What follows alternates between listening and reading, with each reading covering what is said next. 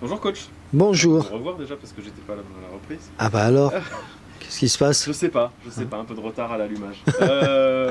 Bon, racontez-nous un petit peu comment ça se passe déjà depuis ce début de semaine, début de stage à Navata. Bah ça se passe bien. Déjà, vous avez vu, on est toujours dans les super conditions, dans un magnifique cadre. On a le terrain qui est sur l'hôtel. On mange bien, on dort bien, et puis on travaille bien. Donc c'est intéressant ces stages-là parce que, comme je vous l'avais dit, on a les joueurs sous la main 24 heures sur 24, donc c'est intéressant. Qu'est-ce qu'on apprend au bout de 3 jours de stage, s'il y a des choses à apprendre et à retenir? Non, On on se trouve un pré... groupe qui rentre de vacances du coup. Ouais, bah il y en a qui sont un petit peu encore en vacances, des jeunes qui sont dynamiques, mais surtout, voilà, depuis lundi, tout le monde s'est mis au travail avec beaucoup comment dire, d'enthousiasme, tout le monde est content de se revoir et puis de redémarrer. Ça tire pas trop au flanc, tout le monde est... Non, non, il y a vraiment, quand on a été sevré de football pendant 5 semaines, il y a une vraie envie de jouer, de toucher le ballon, de travailler, et puis on est là pour ça. Justement, on est sur quelle intensité là? On imagine que ça va monter en puissance Ouais. du stage, parce qu'il y a des matchs aussi là qui se préparent. Oui, oui, il y a le match en fin de semaine. C'est vrai que on est monté petit à petit en puissance. On monte beaucoup au départ du volume, après de l'intensité, et puis après on essaie bien sûr de caler les deux, volume et intensité, en faisant attention bien sûr qu'il n'y ait pas trop de blessés. Le but c'est de bien se préparer et que tout le monde soit, qu'il n'y ait personne qui se blesse. Vas-y. Ces moments-là, c'est important pour la cohésion aussi, pour préparer une saison. Alors oui, c'est important, même si on sait que les groupes bougent jusqu'au dernier moment, jusqu'au 31 août. Mais au moins, on a un noyau dur et puis on a une culture commune quoi, à développer. Donc c'est important de passer du temps ensemble. Un premier match amical, ça ressemble à quoi dans la tête d'un coach et ça sert à Bah, quoi? le match amical, en fait, on ne prépare pas le match, contrairement à ce qu'on fait en championnat, mais le match fait partie de la préparation.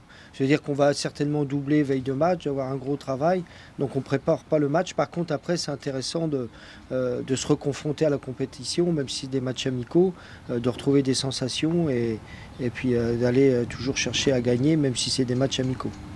Ce stage ici, c'est pas une première. Là, cette année, vous préparez quand même du coup, cette montée en Ligue 1. Est-ce qu'il y a une manière différente de faire ce stage du coup? Est-ce que Non, ça change quelque chose pour non, vous, ça change rien. La préparation est la même. Ce qui va changer, ça va être nos adversaires, la qualité de nos adversaires.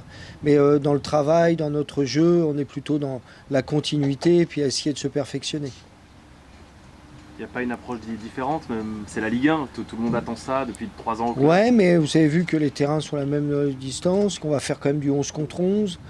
Donc l'essentiel des données sont les mêmes. Ce qui change, c'est la qualité de l'adversaire, des joueurs en face.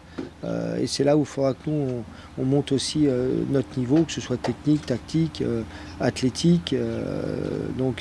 Mais sinon, le reste, ça reste un match de football. Quelles ambitions vous allez avoir vous, pour ce TFC au début de cette saison, début août là?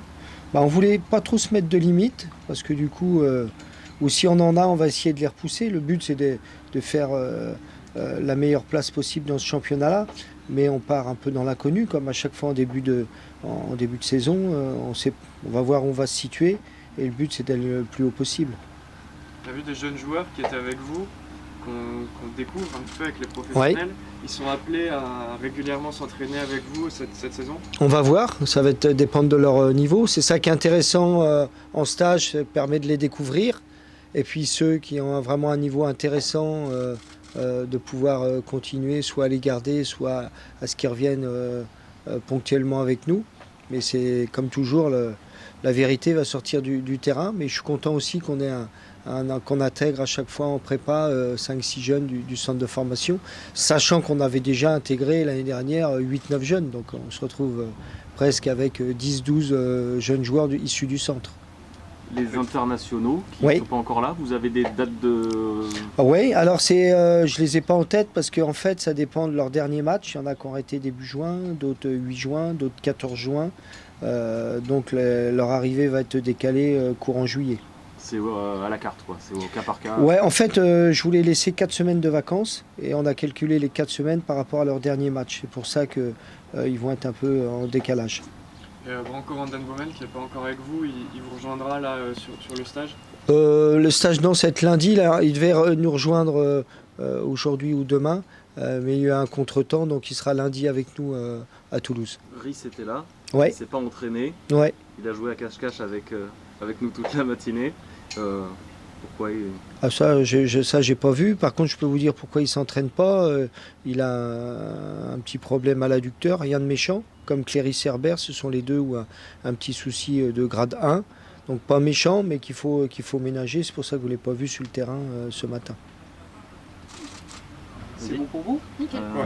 Parfait. Hein. Qu'est-ce que je voulais rajouter? J'avais une question, j'ai oublié. Ah voilà, C'est la bonus, celle-là. voilà. C'est en plein été, c'est normal. C'est pas grave. C'est pas grave, ça me reviendra plus tard et ce sera trop tard. À propos de mon bronzage, C'est pas mal. ouais, non, c'est pas ce propos-là. Ouais, une petite question oui, sur les recrues pour l'instant. Oui, voilà. Qui ont été, vous en avez découvert 2. Oui. Déjà peut-être un petit mot sur leur profil et est-ce que aussi vous avez été, vous avez validé les profils Oui, je vous l'avais connaissiez déjà dit, parce que c'est vrai qu'il y a une obsession dans les observateurs de la data qui nous aide beaucoup. Mais après, c'est de manière collégiale ou avec le président, avec le staff technique, avec les recruteurs, où il y a beaucoup d'échanges et où on arrive à cibler les joueurs que l'on souhaite. C'est pas toujours possible parce qu'il y a la donnée financière. Mais en tous les cas, les joueurs qui sont arrivés, moi particulièrement et le staff, on est très content de les accueillir. Un gardien, un ailier, c'est quoi Ouais. la priorité pour la suite du recrutement en termes de Bon, poste? des joueurs offensifs, on cherche aussi en défense, je dirais dans toutes les lignes, mais on n'est pas non plus pressé.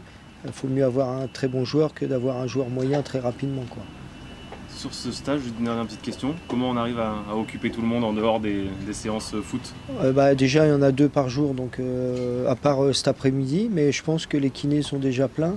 Et l'après-midi de récupération va être bien. Ils peuvent, là c'est libre, soit ils font la sieste, ils vont à la piscine, ils vont au massage. Et c'est vraiment une après-midi récupération. Donc c'est ça, c'est soit beaucoup de travail et après de la récupération. Et du coup, le staff médical s'en occupe très bien. Merci coach. Merci. De nada.